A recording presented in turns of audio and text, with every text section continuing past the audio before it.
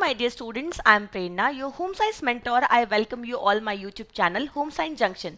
तो स्टूडेंट आप सभी का मेरी आज की क्लास में स्वागत है। जल्दी से मेरे साथ सेशन में जुड़ जाएंगे, सेशन को लाइक शेयर करेंगे स्टूडेंट। और आज की क्लास आप लोगों के लिए रहने वाली है बहुत ही खास, क्योंकि आज आप लोगों को मैं कराने वाली हूँ एक्सटेंशन एजुकेशन के कुछ थियोरी के इंपॉर्टेंट कॉन्सेप्ट, प्लस उसके साथ में आप लोगों के लिए कुछ वन लाइनर, प्लस आप लोगों के लिए कुछ एमसीक्यूज लेकर आई हूँ। तो आज की क्लास आप लोगों के लिए एक बहुत कंबाइंड कॉम्बो क्लास होने वाली है, जिसमें आपको काफ़ी अच्छी अच्छी चीज़ें यहाँ पे सीखने के लिए मिलेंगी। एंड ये जो क्लास रहने वाली है, ये तीनों एग्जाम्स को फोकस करके करी जा रही है, DSSB, UP TGT PGT, HSC TGT plus UGC net. So यहाँ पे मैंने जो कंटेंट डाला है वो डेफिनेटली आप लोगों को पसंद आएगा। क्वेश्चन सारे नए हैं, ठीक है, एमसीक्यूज आपके जो हैं वो सारे नए हैं, वन लाइनर सारे न्यू हैं, प्लस कंटेंट आपके लिए न्यू है। तो चलिए आज की क्लास को शुरू करते हैं स्टूडेंट, और देखते हैं आज हम क्या पढ़ने वाले हैं। तो सबका स्वागत है।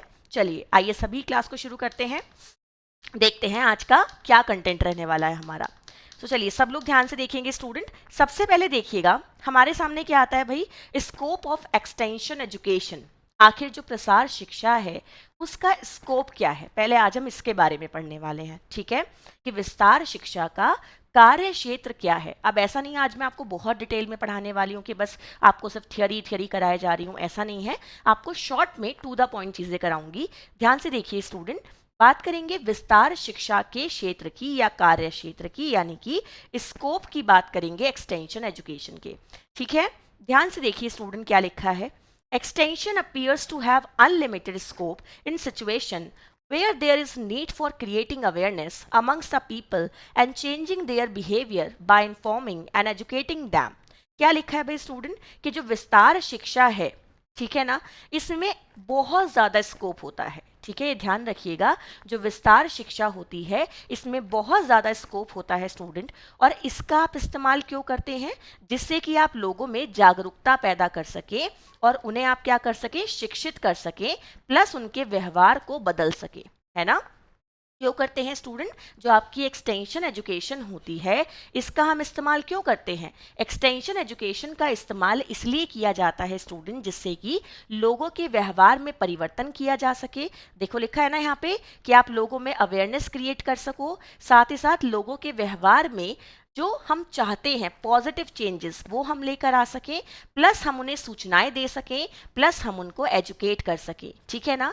ये आपका मेन पर्पस होता है, मेन स्कोप होता है एक्सटेंशन एजुकेशन का, यानी कि प्रसार शिक्षा का। तो देखा जाए इसका क्षेत्र बहुत ही ब्रॉडर है, व्यापक क्षेत्र है ना। एक्सटेंशन एंड होम साइंस दोनों आपस में बहुत ना घनिष्ठ रूप से कनेक्टेड है, ठीक है, इतना ध्यान रखिएगा, बहुत इनमें क्लोज कॉन्टेक्ट है। ओके, केल्सी एंड हेनरी, नाम ध्यान से देखिए स्टूडेंट, जो केल्सी और हेनरी हैं इन्होंने क्या किया student, identified 9 areas of programme emphasis which indicate the scope of agriculture extension, ठीक है ना। जो आपके केल्सी एंड हर्ने हैं इन्होंने 1967 में, कब किया है स्टूडेंट, इन्होंने 1967 में इन्होंने कुछ कार्यक्रम पे जोर देने वाले ऐसे 9 क्षेत्रों की पहचान की, जिससे आप ये अंदाज़ा लगा सकते हैं कि भाई विस्तार शिक्षा जो है आपकी या जो प्रसार शिक्षा है उसका स्कोप आखिर है क्या। तो इन्होंने स्टूडेंट कुछ 9 क्षेत्र बताए हैं, है ना। क्या किया है इन्होंने कुछ 9 क्षेत्र बताए हैं, और वो 9 क्षेत्र इन्होंने कौन से बताए हैं, चलिए ध्यान से देखते हैं स्टूडेंट। इनके द्वारा बताए गए 9 क्षेत्र इस प्रकार हैं। तो पहला क्षेत्र क्या है स्टूडेंट, कि जो आपकी एक्सटेंशन है ना, एक्सटेंशन क्या करती है स्टूडेंट, ग्रामीण लोगों के एक तरीके से मैं कहूँ तो आजीविका को बढ़ाने में योगदान देती है। अब आपको पता है कि जो ग्रामीण जनता है वो ज़्यादातर किस पे निर्भर है, कृषि पे निर्भर है। तो एग्रीकल्चर एक्सटेंशन की मैं बात करूँ या एक्सटेंशन एजुकेशन की बात करूँ, तो वो क्या करती है, एग्रीकल्चर के प्रोडक्शन पे जोर देती है, यानी कि कृषि में उत्पादन क्षमता को बढ़ाती है, ठीक है ना। जो बहुत जगह जगह क्या करती है, कृषि विज्ञान केंद्र हैं वो खोलती है, किसानों को प्रशिक्षण देती है, उनको बीजों के बारे में जानकारी देती है, उर्वरकों के बारे में जानकारी देती है, फसलों को किस क्रम में क्या करना है, उगाना है, इस चीज़ के बारे में जानकारी देती है। तो ये सारे काम एग्रीकल्चर एक्सटेंशन के अंतर्गत होते हैं, यानी कि ये भी आपका एक्सटेंशन एजुकेशन का स्कोप होता है, ठीक है। आगे ध्यान से देखिए student, plus efficiency in marketing, distribution and utilization, और स्टूडेंट कैसे वो अपने द्वारा उत्पादित अनाज को क्या कर सकते हैं, बेच सकते हैं, उसका क्रय विक्रय पूरा लेन देन है ना कैसे किया जा सकता है, क्या स्ट्रेटेजी वो फॉलो कर सकते हैं, क्योंकि सिर्फ उगाना ही काफ़ी नहीं है, उससे उन्हें धन भी कमाना है। सो वो पूरा साइकिल, कैसे उसकी मार्केटिंग होगी, कैसे उसका डिस्ट्रीब्यूशन होगा, कैसे उसे यूटिलाइज किया जा सकता है, कैसे उससे आजीविका कमाई जा सकती है, ये सारा भी स्कोप एक्सटेंशन का ही होता है। ठीक है, आगे देखिएगा, conservation development and use of natural resources, साथ ही साथ आपकी प्रसार शिक्षा ये भी सिखाती है ग्रामीण जनता को कि कैसे वो अपने आसपास में उपलब्ध जितने भी संसाधन हैं उनका उपयोग कर सकते हैं, कैसे उन्हें सीमित तरीके से उपयोग किया जा सकता है और उनसे अधिकतम लाभ कमाया जा सकता है, कैसे आप उन्हें सुरक्षित कर सकते हैं, कैसे आप उनको विकास के लिए इस्तेमाल कर सकते हैं और कैसे आप उन रिसोर्सेज को डेवलप कर सकते हैं। ये सारी चीज़ें भी आपकी प्रसार शिक्षा के स्कोप के अंतर्गत आती हैं। Plus management on the farm and in the home, आपके जो खेत हैं, फार्म है, उनमें और घर में कैसे मैनेजमेंट किया जा सकता है, कैसे उन्हें बेहतर बनाया जा सकता है, क्या विकास वहाँ किया जा सकता है, इससे संबंधित जितना भी शिक्षण प्रशिक्षण होता है ये भी आपका प्रसार शिक्षा के कार्य क्षेत्र के अंतर्गत आता है। ठीक है, आगे ध्यान से देखिए स्टूडेंट, नेक्स्ट आता है फैमिली लिविंग, परिवार के रहन सहन को कैसे बेहतर बनाया जा सकता है, पारिवारिक स्थिति को कैसे सुधारा जा सकता है, कैसे परिवार के प्रत्येक सदस्य को विकास कार्यों में योगदान देने के लिए शिक्षित किया जा सकता है, प्रशिक्षण दिया जा सकता है, कैसे सभी का योगदान लिया जा सकता है, इस चीज़ के ऊपर भी प्रसार शिक्षा का जो स्कोप है वो कनेक्ट करता है। ओके, प्लस यूथ डेवलपमेंट, गांव में रहने वाले युवाओं का विकास करना, ये भी आपका किसका पर्पस होता है, ये भी आपका किसका स्कोप होता है, एक्सटेंशन एजुकेशन का स्कोप होता है। ठीक है, आगे ध्यान से देखिए स्टूडेंट, लीडरशिप डेवलपमेंट, अब देखिए आपको जो एक्सटेंशन एजुकेशन है वो क्या है कि आप उसकी मदद कीजिएगा जो स्वयं की मदद करना जानता हो। आपको पता है ना, ग्रामीण स्तर पे हमें समय समय पर बहुत सारी एक्टिविटीज़ को ऑर्गेनाइज करना पड़ता है, तो एक्सटेंशन वर्कर कुछ ऐसे लोगों को तैयार करता है कि भाई ग्रामीण एरिया में रहने वाले हर व्यक्ति में लीडरशिप क्वालिटी डेवलप होनी चाहिए, उसके अंदर नेतृत्व क्षमता का गुण विकसित होना चाहिए, जिससे कि जब जरूरत पड़े हर व्यक्ति एज ए रिप्रेजेंटेटिव कार्य कर सके। ओके, चलिए नेक्स्ट देखिए students, community development and rural area development, भाई प्रसार शिक्षा, सामुदायिक शिक्षा या सामुदायिक विकास, ग्रामीण विकास, ये आपस में समझ लीजिए एक ही परिवार के रिलेटिव्स हैं, मान लीजिएगा एक ही परिवार के हैं, सब आपस में रिश्तेदार हैं, है ना। सो प्रसार शिक्षा सामुदायिक विकास के लिए भी काम करती है प्लस ग्रामीण विकास के लिए भी काम करती है ना। सो ये भी इसके स्कोप के अंतर्गत आता है, इसलिए आप कभी भी देखोगे सामुदायिक विकास कार्यक्रमों को प्रसार शिक्षा के साथ ही जोड़ा जाता है ना। प्लस पब्लिक अफेयर्स के जो आपके सार्वजनिक जितने भी मुद्दे हैं उन पे भी क्या करती है प्रसार शिक्षा, अपनी भूमिका निभाती है, उनसे संबंधित जो भी सर्वेक्षण करने हैं, जो उन मुद्दों को सुधारना है, कोई ऐसा सामाजिक मुद्दा बन गया है गांव में उससे बाहर निकालना है, ये सारे काम भी आपके एक्सटेंशन एजुकेशन के अंतर्गत किए जाते हैं। तो ये सारे आपके 9 के 9 क्या हो गए स्टूडेंट, स्कोप हो गए एक्सटेंशन एजुकेशन के।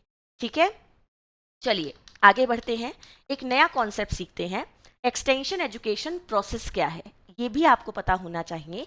तो आपको मैं शॉर्ट में बताती जाऊंगी कि एक्सटेंशन एजुकेशन के टोटल कितने स्टेप है प्लस हर स्टेप में होता क्या है। ठीक है, ध्यान से देखिएगा, विस्तार शैक्षिक प्रक्रिया के बारे में हम बात करने वाले हैं। फर्स्ट स्टेप इसका क्या कहता है student, this is the first step, ध्यान से देख लीजिएगा, ये पहला चरण है। पहला चरण भाई क्या कहता है, एक बार देखो अच्छे से, the first step consist of collection of facts and analysis of the situation. भाई सबसे पहले पहले चरण में आपको क्या करना पड़ता है, जितने भी ज़रूरी जुड़े हुए तथ्य होते हैं, फैक्ट्स होते हैं, आपको उन्हें संग्रह करना पड़ता है। ठीक है, उसके बाद आप क्या करते हैं, सिचुएशन एनालिसिस करते हैं, यानी कि स्थिति का विश्लेषण करते हैं, और ये सबसे महत्वपूर्ण काम होता है आपके प्रसार शिक्षा का। ये सबसे पहले क्या करना, जरूरी जानकारियों को एकत्रित करना और जो आपकी सिचुएशन है उसको एनालिसिस करना। Facts about the people and their enterprises, the economic, social, culture, physical and technological environment in which they live and work, these may be obtained by appropriate survey and establishing rapport with the people. क्या करना होता है भाई, करना ये होता है कि जो आपके ग्रामीण जनता है ग्रामीण जनता के स्टूडेंट इन पूरे क्षेत्रों से संबंधित जानकारी आपको एकत्रित करनी होती है। क्षेत्र कौन से हो सकते हैं? आर्थिक क्षेत्र हो सकता है, ठीक है, सामाजिक क्षेत्र हो सकता है, कल्चरल हो सकता है यानी कि सांस्कृतिक हो सकता है, और आपका फिजिकल हो सकता है यानी कि भौतिक हो सकता है, तकनीकी हो सकता है, पर्यावरणीय हो सकता है। और ये सारे क्षेत्र क्यों अध्ययन करना है हमें इनके बारे में? क्योंकि ये वो क्षेत्र हैं जहाँ पे आपके एक्सटेंशन वर्कर जो है ना, ये सारे क्षेत्रों का एक्सटेंशन वर्कर को क्यों अध्ययन करना है स्टूडेंट? इसलिए करना है क्योंकि एक तो उसे स्थिति का आकलन करना है ना, उसे डेटा को कलेक्ट करना है, और ये वो एरिया है जहाँ पे आपकी ग्रामीण जनता रहती है और कार्य करती है। तो बहुत ज़रूरी है कि ये सभी क्षेत्रों से जुड़ी हुई ज़रूरी जानकारी ग्रामीण जनता के बारे में कलेक्ट की जाए। आगे तभी कुछ हो सकता है जब ये स्टेप सक्सेसफुली पूर्ण हो जाता है। अब भाई ये वाला जो स्टेप है ये अच्छे से पूरा कब होगा? ये पूरा तब होगा स्टूडेंट जब आपकी ग्रामीण जनता के साथ एक अच्छी रैपोर्ट होगी, है ना, यानी कि जो एक्सटेंशन वर्कर है और जो ग्रामीण जनता है उनमें आपस में एक अच्छी पहचान हो, रैपोर्ट हो, है ना, एक अच्छी उनकी एक दूसरे की निगाहों में इमेज हो, तभी तो ग्रामीण जनता उन्हें सब कुछ बताएगी अपने बारे में। ऐसा तो है नहीं कि ऐसे ही विश्वास कर लेगी।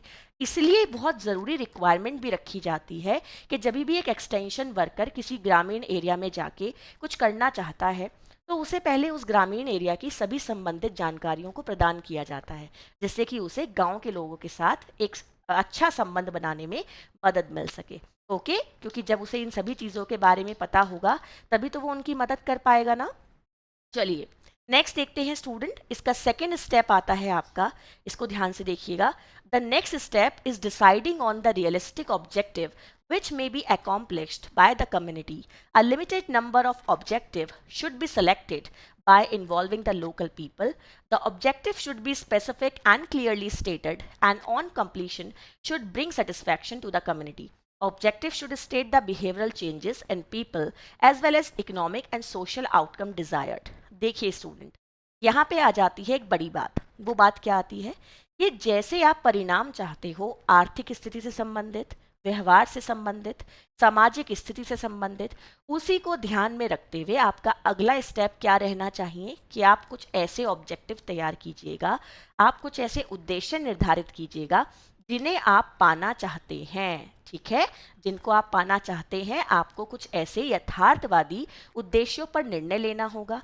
उसके बाद स्टूडेंट आप उन्हें समय से पूरा करने के लिए जुट जाएंगे, काम करने लग जाएंगे, और इसके लिए आप उस स्थान के लोगों को भी शामिल कर सकते हो कि भाई उनकी मदद करो, उनको मदद करो और उनसे मदद लो कि कैसे आखिर उनके उद्देश्यों को पूरा किया जा सकता है, कैसे उनकी मदद की जा सकती है। तो आपको जो भी ऑब्जेक्टिव्स चुनने हैं वो रियलिस्टिक होने चाहिए, है ना, कुछ भी ऐसा नहीं चुनना है जो उस निर्धारित समय के अंदर पूरा ना हो सके। और ऐसा करना है ऑब्जेक्टिव सेलेक्ट जिससे कि ग्रामीण जनता का हर आयाम विकसित हो सके। ठीक है, चलिए आगे देखते हैं स्टूडेंट, इसका थर्ड स्टेप क्या कहता है, ध्यान से देखिए एक बार। तीसरा चरण ये कहता है, the third step is teaching step which involves choosing what should be taught, the content and how the people should be taught, the method and aids to be used। यानी कि ये तीसरा चरण क्या कहता है स्टूडेंट? ये तीसरा चरण ये कहता है कि आखिर आपको शिक्षण प्रशिक्षण की कौन सी विधि चुननी है ग्रामीण जनता को सिखाने के लिए। ठीक है, तीसरे स्टेप में आपको क्या चुनना होता है? शिक्षण प्रशिक्षण की विधि को चुनना होता है कि अगर आखिर आपको ग्रामीण जनता को कुछ सिखाना है तो किस विधि का आप चयन करोगे, क्या आप सिखाना चाहते हो, किस प्रकार वो सीख पाएंगे, कौन सा टीचिंग मेथड यूज़ करना है, कौन सा सपोर्टिंग एड इस्तेमाल करना है, क्या कोई चार्ट यूज़ करेंगे, पोस्टर यूज़ करेंगे, डेमोस्ट्रेशन मेथड यूज़ करेंगे या फिर कोई प्रदर्शनी लगाएंगे। सो कैसे आप उन्हें सिखाना चाहते हो, वो सिखाने वाली विधियाँ और क्या सिखाओगे, इस सभी चीज़ों के बारे में आप थर्ड स्टेप में क्या करते हो, चयन करते हो, है ना। देखिए लिखा भी है ना स्टूडेंट कि आप लोगों का aids to be used, it requires selecting research findings of economic and practical importance relevant to the community and selection and combination of appropriate teaching method plus aids. ये वो चरण है स्टूडेंट जहाँ पे आपको क्या चुनना पड़ेगा, आप उनके लिए उनकी रिक्वायरमेंट को फुलफिल करने वाला एक सहायक सामग्री प्लस एक उनको शिक्षण की विधि, दोनों का चयन करोगे जिससे कि आप ग्रामीण जनता को अच्छे से सिखा सको। ठीक है, चलिए आगे देखते हैं स्टूडेंट, इसका फोर्थ स्टेप क्या कहता है, चौथा चरण क्या कहता है स्टूडेंट, इसके बारे में देखिएगा। The fourth step is a evaluating phase, यानी कि स्टूडेंट जो आपका ये फोर्थ वाला स्टेप होता है, ये आपका मूल्यांकन का चरण होता है, जहाँ पे आपने उन्हें जो सिखाया है, जो शिक्षण आपने उन्हें दिया है, उसको आप क्या करते हो, उसको आप इवेल्युएट करके देखते हो और ये चेक करते हो कि भाई जितने ऑब्जेक्टिव आपने डिसाइड किए थे, क्या आप कितने ऑब्जेक्टिव को अचीव कर पाए हो। ठीक है। To evaluate the result of an educational program objectively, it is desirable to conduct a re-survey. अब स्टूडेंट आप क्या करते हो, अगर आपको लगता है कि ठीक है आपने 5 ऑब्जेक्टिव चुने थे, उसमें से आपने 3 अचीव कर लिए, 2 रह गए हैं, तो आप फिर उनके बारे में क्या करते हो, रिकंसिडरेशन करते हो एंड दोबारा से रीसर्वे करते हो। फिर आपको पता चल जाता है कि क्या सुधार हुआ है, क्या रह गया था, कितना अचीव कर चुके हैं, जो रह गया है उसे आगे कैसे पूरा किया जा सकता है। सो आप बेसिकली इस वाले स्टेप में अपनी सक्सेस को मेजर करते हो कि आपने जो एफर्ट डाले हैं, आपने जो शिक्षण प्रशिक्षण किया है, उससे क्या फ़ायदा ग्रामीण जनता को हुआ है, और आपने जो ऑब्जेक्टिव चुने थे, उन ऑब्जेक्टिव में से आप कितने ऑब्जेक्टिव को पूरा कर पाए हो, और उन पूरे शिक्षण प्रशिक्षण से ग्रामीण जनता के व्यवहार में कितना परिवर्तन हुआ है, कितनी सफलता उन्हें मिली है, उसको आप चेक कर पाते हो। ठीक है, एक बार ध्यान से देखिए स्टूडेंट, नेक्स्ट पॉइंट क्या आता है। नेक्स्ट आता है आप लोगों का फिफ्थ स्टेप, जो कि इसका लास्ट स्टेप होता है ना। सो फिफ्थ स्टेप क्या कहता है student, the fifth step is reconsideration of the entire extension educational programme on the light of the result of evaluation. भाई आपने ना फोर्थ वाले स्टेप में इवेल्युएशन कर लिया, मूल्यांकन कर लिया। अब मूल्यांकन करने के बाद आपको फिर उस पर विचार करना होता है कि भाई जितना मैंने पूरा एजुकेशनल प्रोग्राम ये कंडक्ट करा था, जितना मैंने प्रसार शिक्षण कार्यक्रम आपका कंडक्ट किया था, उसमें आखिर मेरी कमियां क्या रही, जो मैंने सोचा था मैं कितने % रिजल्ट को अचीव कर पाया हूँ। अगर आपको लगता है कि अभी भी और सुधार हो सकता है, कुछ चीज़ें बची हैं, फिर आप उस पर विचार करके फिर उस एक्टिविटी को दोबारा से कंडक्ट करते हो, जिससे कि उसमें संशोधन किया जा सके। The problem identified in the process of evaluation may become the starting point of the next phase of the extension educational program unless new problem have developed or new situation have arisen. आपको क्या करना होता है student, कि जो आपकी पुरानी problem है ना, जिस पे आप काम कर रहे थे, जिसके बारे में आपने दोबारा से सोचा, अगर आपको उसमें मिल जाता है कि चलो ये कमियां थी, इस पे दोबारा काम किया जा सकता है, और आपके पास तब तक कोई नई प्रॉब्लम नहीं आई है ना, कोई नया मुद्दा आपके सामने नहीं आया है, तो आप फिर से उसी पुरानी समस्या पे विचार करने लग जाते हैं और उससे संबंधित एक्टिविटी फिर से करने लग जाते हैं। तो ये आपका पूरा का पूरा क्या होता है स्टूडेंट, एक्सटेंशन एजुकेशन का स्टेप होते हैं, प्रोसेस होता है, जिसमें टोटल कितने स्टेप्स पढ़े हैं हमने, 5 स्टेप्स पढ़े हैं। ठीक है, चलिए आगे ध्यान से देखते हैं। एक और नई जानकारी आप लोगों के लिए, ये वर्ड आपको ना एक्सटेंशन में बहुत जगह सुनने के लिए मिलता है कि प्रोग्राम प्लानिंग क्या होता है। ठीक है, और बहुत बच्चे इसमें कंफ्यूज भी रहते हैं। चलिए आज आपको बताती हूँ कि कार्यक्रम नियोजन या प्रोग्राम प्लानिंग होता क्या है। ध्यान से देखेंगे स्टूडेंट, अगर हम बात करते हैं प्रोग्राम प्लानिंग की, ठीक है, तो प्रोग्राम प्लानिंग क्या है student, programme planning is a process which involves multiple steps including the identification of a problem, selecting of desired outcomes, assessment of available resources, implementation and evaluation of the program. In the other words, it is a procedure of working with the people to recognize unsatisfactory situation or problem and to determine possible solution. एक बार ध्यान से देखिएगा, फिर इसको एक बार आपको समझाती हूँ। तो कार्यक्रम नियोजन क्या है, देखिए अच्छे से समझिएगा। जो कार्यक्रम नियोजन है वो एक ऐसी प्रक्रिया है स्टूडेंट, जिसके अंदर क्या होते हैं, कुछ चरण शामिल होते हैं। ठीक है, जिसमें आप क्या करते हो कि समस्या को पहचानते हो कि आखिर प्रॉब्लम क्या है। ठीक है, उसके बाद आप ये देखते हो कि आखिर आप उसके वांछित परिणामों को कैसे प्राप्त कर सकते हो, है ना। उपलब्ध संसाधन क्या क्या है, उनका मूल्यांकन करते हो।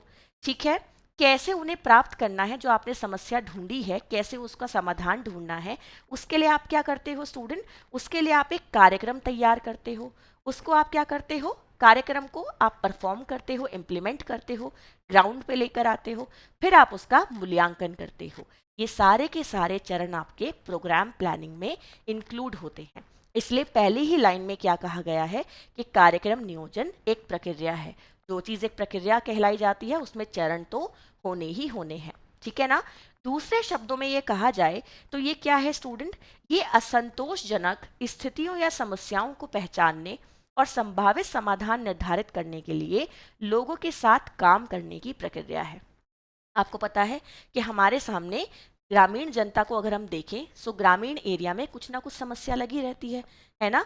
तो उन समस्याओं को जिनका कोई समाधान नहीं मिल रहा है, हम उनका जब समाधान ढूंढने निकल पड़ते हैं और उसको हम एक अच्छी सी प्रॉपर सी प्लानिंग के अकॉर्डिंग सॉल्व करते हैं, जिसमें हम ग्रामीण जनता का साथ देते हैं कदम से कदम मिला के, वो क्या कहलाती है, प्रोग्राम प्लानिंग कहलाती है। चलिए आगे ध्यान से देखते हैं स्टूडेंट्स, आपके लिए एक और इसको और समझने की कोशिश कीजिएगा। Programme planning is a decision making process which involves critical analysis. अब देखो स्टूडेंट, जो प्रोग्राम प्लानिंग है ना, उसको डिसीजन मेकिंग भी कहा गया है। यानी कि प्रोग्राम प्लानिंग एक ऐसी चीज है जिसमें आपको निर्णय भी लेना पड़ता है, क्योंकि खुद ही एक प्रक्रिया है ना। प्रोग्राम प्लानिंग क्या है, प्रोग्राम प्लानिंग खुद में एक प्रक्रिया है, और एक ऐसी प्रक्रिया जहाँ पे आपको क्या करना पड़ता है, निर्णय लेना पड़ता है ना। साथ ही साथ आपको बहुत ही विचार विमर्श करके एक विश्लेषण भी करना पड़ता है, एनालिसिस भी करना पड़ता है। आपको देखना पड़ता है कि भाई कौन सी समस्याएं विद्यमान हैं, उनको आप इवेल्युएट करते हो। उन समस्याओं को इवेल्युएट करने के बाद आप ये देखते हो कि कौन कौन से अवेलेबल ऑल्टरनेटिव हैं, उनको आप फिर सेलेक्ट करते हो। उन सारे इवेल्युएशन, उन सारे के सारे ऑल्टरनेटिव्स का जो विकल्प है, आप उनका क्या करते हो, मूल्यांकन करते हो।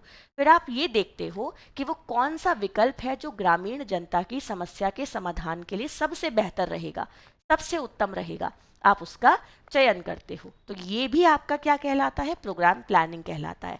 तो ये दोनों शब्दों में मैंने आपको परिभाषा बताई है प्रोग्राम प्लानिंग की, कि आखिर प्रोग्राम प्लानिंग होता क्या है। अब अगर इससे संबंधित आपके एग्जाम में कोई भी क्वेश्चन आए तो आप बहुत अच्छे से सॉल्व कर पाएंगे।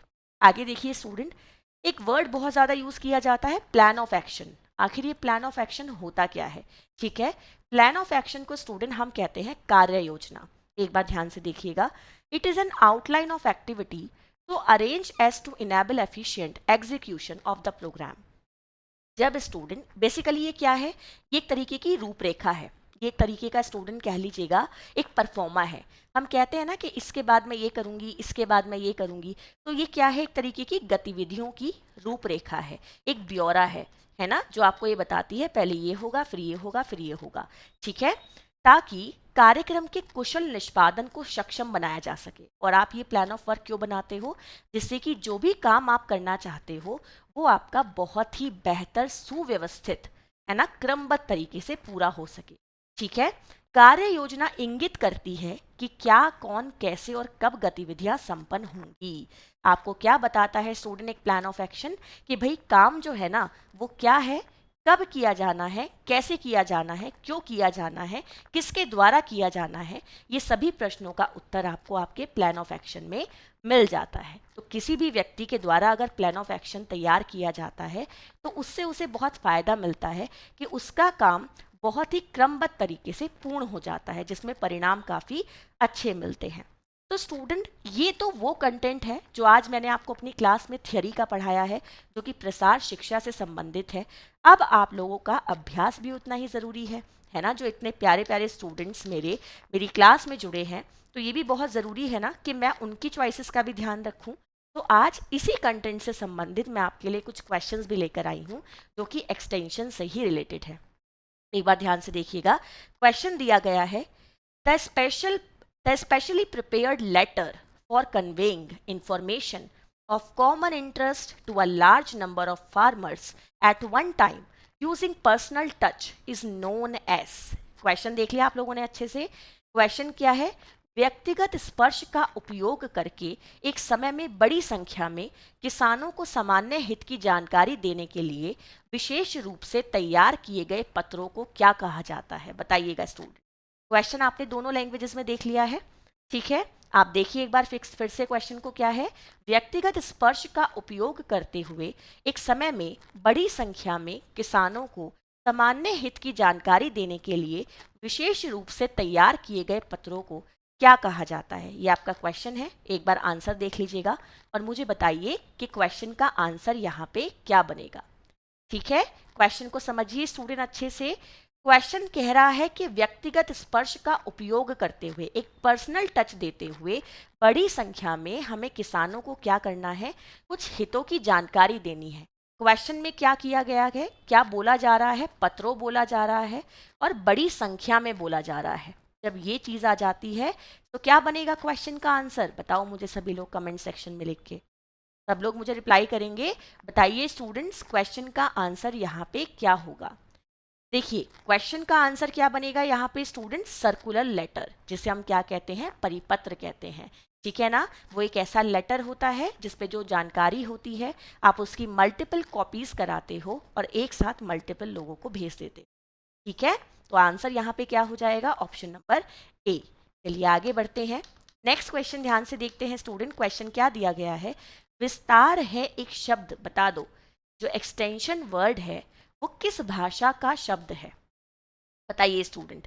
देखिए जो एक्सटेंशन वर्ड है ना, ये एक्स और टेंशन से मिलके बना है। इसका मतलब ये है सूचना का प्रसार करना, है ना। क्या करना है स्टूडेंट, सूचना का प्रसार करना, विस्तार करना या उसे स्ट्रेच करना, खींचना, यानी कि वो दूर तक जाए, है ना। तो मुझे बताइए कि जो विस्तार शब्द है आखिर वो किस भाषा का शब्द है, ये आप लोगों का क्वेश्चन है। सब लोग मुझे बताएंगे कि एक्सटेंशन आपका किस लैंग्वेज का वर्ड है। चलिए देखिए आंसर क्या होगा यहाँ पे स्टूडेंट, एक्सटेंशन आपका लैटिन लैंग्वेज का वर्ड है। ठीक है ना, ये ध्यान रखिए स्टूडेंट, किसका वर्ड है ये, लैटिन लैंग्वेज का वर्ड है। चलिए आगे देखते हैं, नेक्स्ट क्वेश्चन देखते हैं क्या है स्टूडेंट आप लोगों के सामने। क्वेश्चन है स्कूली शिक्षा किस प्रकार की शिक्षा है, बताइएगा।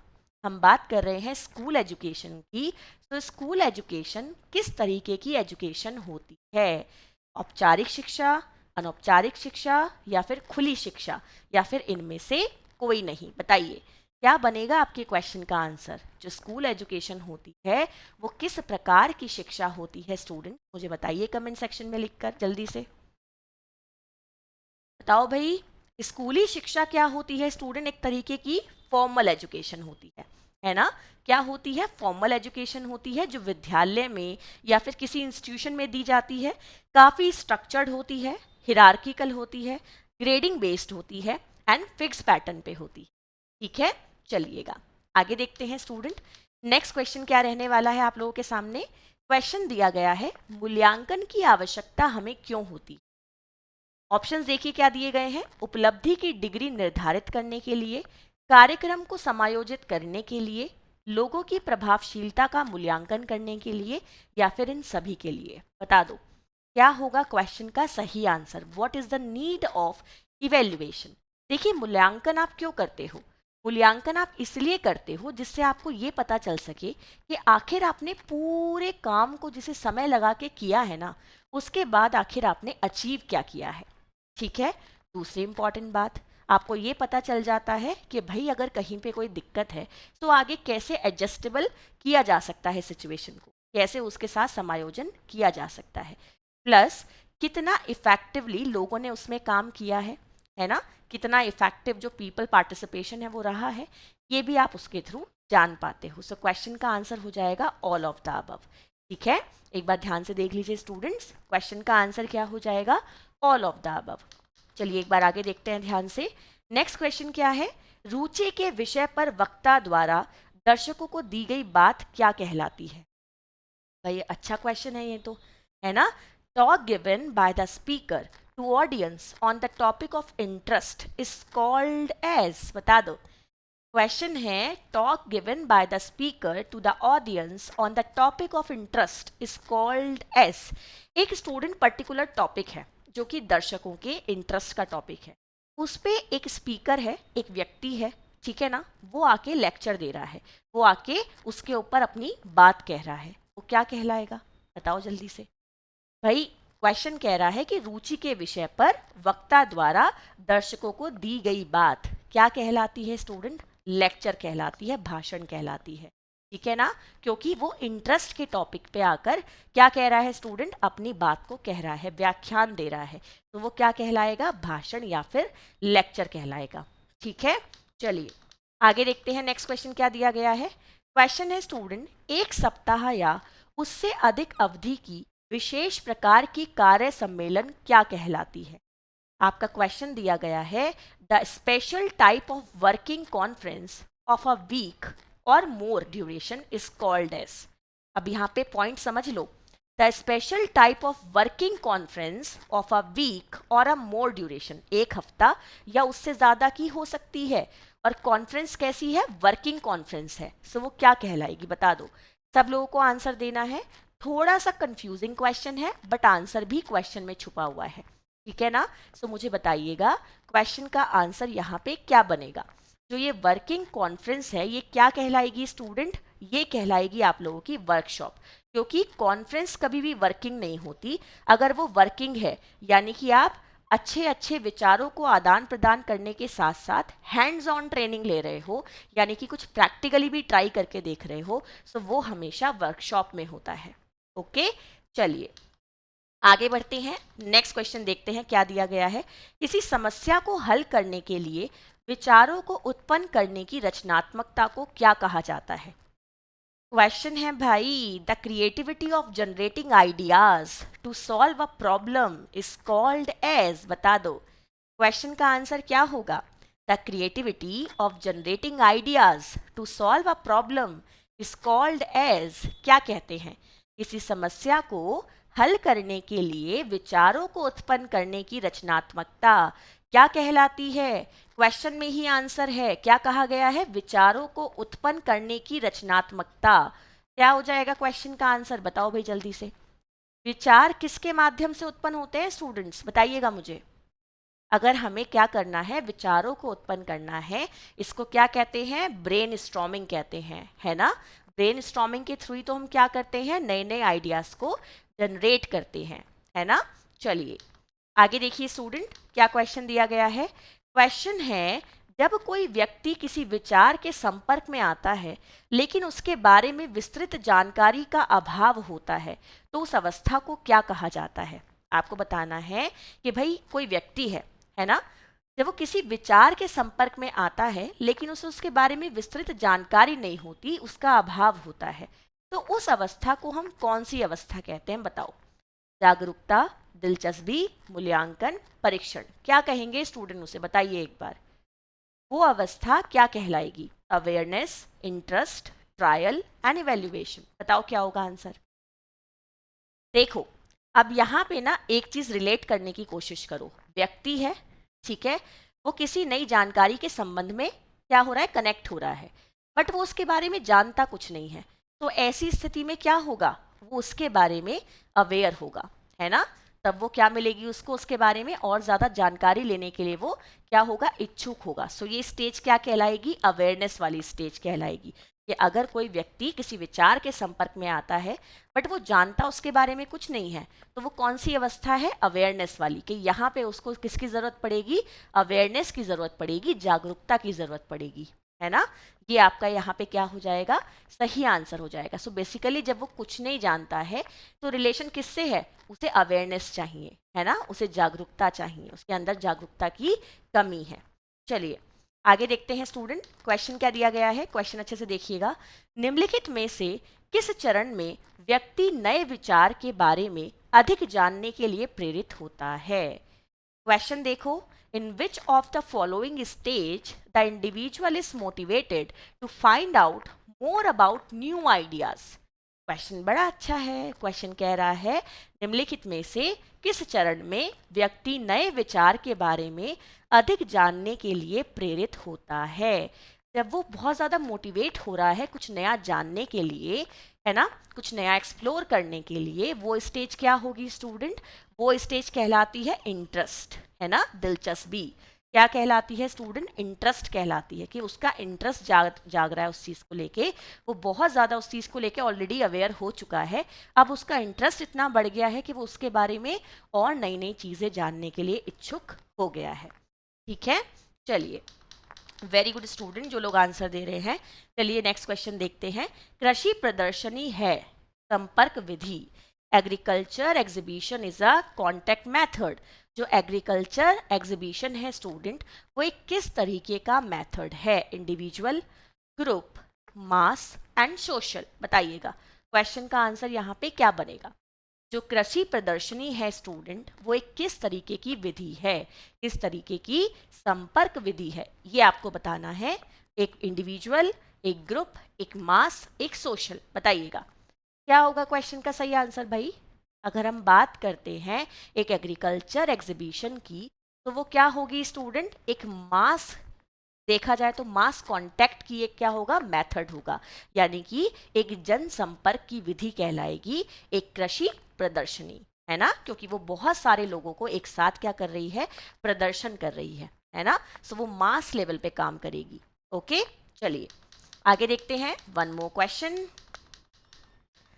चलो जी, एक अब हम बात करते हैं किसकी, अब हम बात करते हैं स्टूडेंट कुछ वन लाइनर की। तो अभी जो हम लोगों ने किए हैं ये हमारे एमसीक्यू थे, तो अब हम क्या पढ़ने वाले हैं, अब कुछ पढ़ने वाले हैं वन लाइनर क्वेश्चन। चलिए इनके बारे में देखते हैं। The process of working with rural people in an effort to recognize the problem and determine possible solution is called, question देखो, समस्याओं को पहचानने और संभावित समाधान निर्धारित करने के प्रयास में ग्रामीण लोगों के साथ काम करने की प्रक्रिया क्या कहलाती है।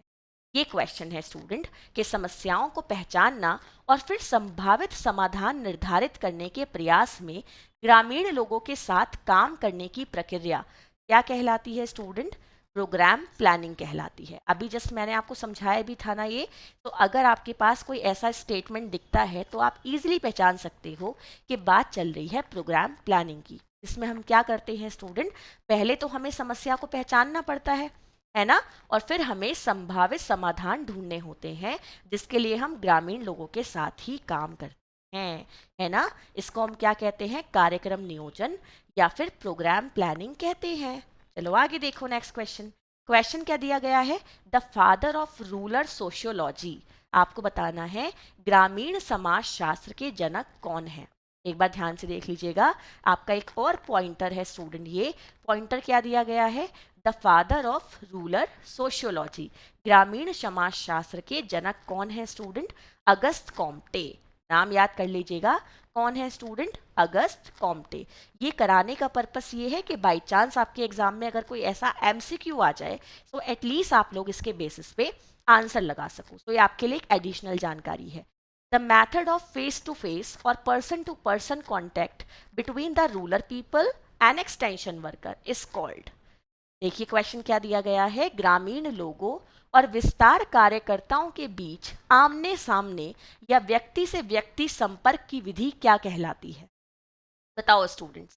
The method of face to face or person to person contact between the rural people and extension worker, ये क्या कहलाएगा, इंडिविजुअल कॉन्टैक्ट, क्योंकि ये व्यक्तिगत संपर्क विधि क्यों कहलाएगी, क्योंकि फेस टू फेस बात चल रही है प्लस पर्सन टू पर्सन बात चल रही है ना। और वो कौन पर्सन पर्सन है, वो दो पर्सन है, एक तो ग्रामीण जनता और दूसरा कौन है स्टूडेंट, आपका एक्सटेंशन वर्कर। सो एक हो गए रूरल पीपल, एक हो गए एक्सटेंशन वर्कर, ठीक है ना। चलिए ध्यान से देखते हैं स्टूडेंट, एक और पॉइंटर है आप लोगों के सामने, क्या दिया गया है, farm and home visit, office call, telephone calls, personal letter, result demonstration is coming under, आपको बताना है ये सारे ना कुछ मेथड हैं, जैसे कि farm visit, home visit, office call, telephone call, personal letter, result demonstration, आपको क्या बताना है स्टूडेंट कि आखिर ये किस तरीके की विधि के अंतर्गत आते हैं, बता दो।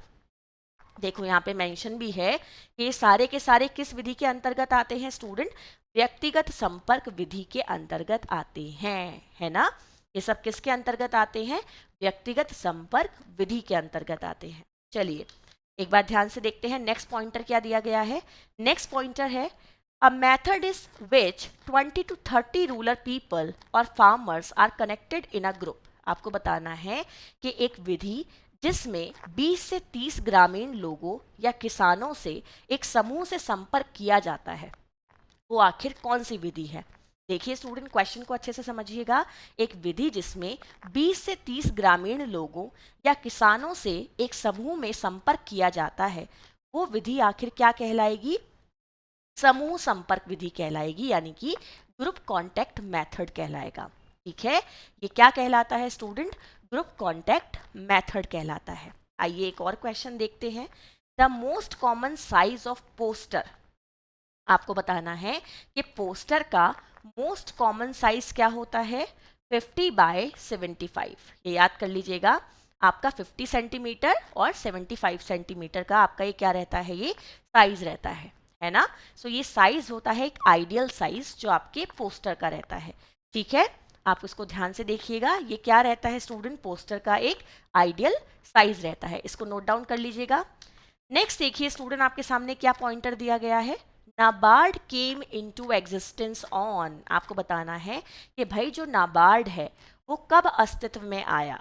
तो देखो नाबार्ड है क्या, नाबार्ड की फुल फॉर्म आपके सामने मैंने मेंशन की है, national bank for agriculture and rural development. ध्यान से देख लीजिएगा, national bank for agriculture and rural development. और स्टूडेंट ये जो नाबार्ड है ना, ये बेसिकली कृषि को बढ़ावा देने के लिए है और रूरल विकास के लिए है, यानी कि रूरल डेवलपमेंट के लिए है, ग्रामीण विकास के लिए है, किसानों के विकास के लिए है। ये किसानों को वित्तीय सहायता प्रोवाइड करता है, उन्हें खेती से संबंधित नई नई जानकारियां देता है, नए नए बीजों के बारे में बताता है। प्लस इसका जो हेडक्वार्टर है वो मुंबई में है। ओके, और ये कब अस्तित्व में आया, 12 जुलाई 1982 को ये अस्तित्व में आया। आप सोच रहे होगे मैम ने आज नाबार्ड को यहाँ क्यों ऐड कर दिया, क्योंकि ये एक्सटेंशन से संबंधित है, क्योंकि एग्रीकल्चर आपको यहाँ दिख रहा है, रूरल दिख रहा है ना, इसलिए मैंने इसको ऐड किया है। चलिए आगे एक और पॉइंटर देखते हैं, the committee which recommended the establishment of panchayat Raj system in. आपको बताना है कि वो कौन सी कमेटी है स्टूडेंट जिसने पंचायत राज व्यवस्था की स्थापना की सिफारिश की थी। बताओ भाई, यहाँ पे देखो आंसर भी मेंशन है कि जो आपकी कमेटी है जिसने पंचायत राज सिस्टम की स्थापना के लिए क्या किया था स्टूडेंट, सिफारिश की थी, वो आपकी कौन सी कमेटी है, बलवंत राय मेहता कमेटी। इसको हम बलवंत राय मेहता समिति के नाम से भी जानते हैं, और ये 1957 में बनी थी, है ना। और इसे क्यों बनाया गया था कि भाई जो कम्युनिटी डेवलपमेंट प्रोग्राम चल रहे थे उसके इवेल्युएशन के लिए, उसकी रेगुलेशन के लिए और उनकी वर्किंग पे थोड़ी निगरानी रखने के लिए, ठीक है, इसके लिए इसको बनाया गया था। इसके जो फाउंडर थे वो भी खुद कौन थे, बलवंत राय मेहता थे, ठीक है ना। चलिए आगे देखते हैं स्टूडेंट, और आपके क्या पॉइंटर मैंने डाले हैं, a short series of lecture by 5 to 7 expert on sub topics of a main topic is called. ध्यान से देखिए, एक मुख्य विषय के उप विषयों पर 5 से 7 विशेषज्ञों द्वारा व्याख्यान की एक छोटी सी श्रृंखला क्या कहलाती है स्टूडेंट, ये कहलाती है सिंपोजियम, जिसको हम कहते हैं संगोष्ठी, है ना। क्वेश्चन देख लो एक बार अच्छे से, a short series of lecture by 5 to 7 expert on sub topics of a main topics is called symposium. एक मुख्य विषय के उप विषयों पर 5 से 7 विशेषज्ञों द्वारा व्याख्यान की एक छोटी सी श्रृंखला कहलाती है संगोष्ठी, ठीक है। तो स्टूडेंट ये थे हमारी आज की क्लास के कुछ अच्छे अच्छे क्वेश्चंस। आई होप आपको क्वेश्चंस अच्छे लगेंगे होंगे, आई होप आपको आज की क्लास में मज़ा आया होगा, आई होप आपको जो मैंने कंटेंट पढ़ाया है वो आपको यूज़फुल लगा होगा। यूजीसी नेट के बच्चों को, DSSB, HSC, UPTGT, PGT सभी लोगों को इस कंटेंट में लगा होगा कि यस हमारी कुछ काम की चीज़ है। अच्छी लगी है क्लास तो जितनी अच्छी लगी है उतना दिल खोल के लाइक करना, रेगुलर क्लासेस में जुड़ना ना भूलें। क्वेश्चंस आपको कैसे लगे, वन लाइनर कैसे लगे, मुझे ज़रूर बताना कमेंट सेक्शन में लिख के। आज का एक होमवर्क क्वेश्चन देख लीजिएगा क्या है। क्वेश्चन है, निम्नलिखित में से कौन कौशल विकास के लिए सबसे अधिक सहायक है। आपका क्वेश्चन है कि निम्नलिखित में से कौन कौशल विकास के लिए यानी कि स्किल डेवलपमेंट के लिए सबसे ज़्यादा हेल्पफुल है या यूज़फुल है। ये आप लोगों का होमवर्क क्वेश्चन है, सब लोग इसे नोट डाउन करेंगे और मुझे कमेंट सेक्शन में इसका आंसर लिखकर ज़रूर बताएंगे। आप लोग मुझे ज्वाइन कर सकते हैं टेलीग्राम पे, होम साइंस एजुकेशन बाय प्रेरणा वर्मा मेरा टेलीग्राम चैनल है। आप लोग मुझे जुड़ सकते हैं मेरे साथ इंस्टाग्राम पे @homeScienceJunction, और मेरे यूट्यूब चैनल पे मेरे साथ जुड़ सकते हैं। रेगुलर मेरी क्लासेस जो हैं स्टूडेंट लगभग 10 से 10:30 के बीच में चलती हैं, तो जो बच्चे नए हैं लगातार उनकी क्वेरी रहती है टाइमिंग के रिगार्डिंग। सो क्लासेस का टाइमिंग यही रहता है स्टूडेंट, चाहे भले ही 11 बज जाए बट क्लास रेगुलर जाती है, ठीक है। तो चलिए फिर से मिलते हैं student, bye, good night, take care. I hope आपको आज की क्लास अच्छी लगी होगी, कल फिर आऊँगी आप लोगों के लिए कुछ अच्छा सा टॉपिक लेकर। तो bye student, good night, Tata.